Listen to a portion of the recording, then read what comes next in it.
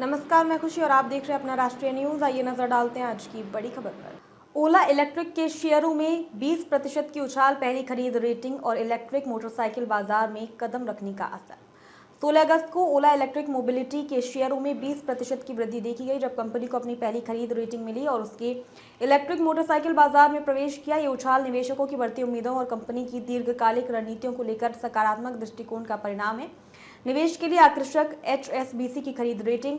HSBC ने ओला electric पर coverage शुरू करते हुए इसे खरीद रेटिंग दी और निवेशकों को इसे एक अच्छे निवेश के रूप में देखने की सलाह दी। एचएसबीसी का मानना है कि भारत में इलेक्ट्रिक वाहनों की पैठ धीरे धीरे हो रही है, लेकिन ओला इलेक्ट्रिक को सरकार की ओर से स्थायी नीति समर्थन मिल रहा है, जिससे कंपनी के विकास की संभावनाएं मजबूत हैं। इसके अलावा कंपनी की लागत को कम करने की क्षमता और बैटरी वेंचर के लिए अनुकूल जोखिम इनाम प्रोफाइल इसे निवेश के लिए आकर्षक बनाती है।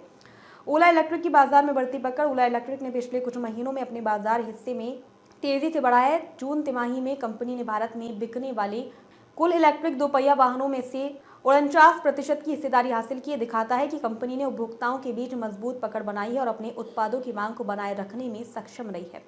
इसके अलावा कंपनी ने भारत में ही अधिकांश इलेक्ट्रिक वाहन घटकों का निर्माण करने की योजना बनाई है, जिसमें बैटरी भी शामिल है। इस पहल से कंपनी को अपने उत्पादन को अधिक नियंत्रित करने और लागत को कम करने में मदद मिलेगी, जिससे वह अपनी प्रतिस्पर्धाओं से आगे रह सकेगा।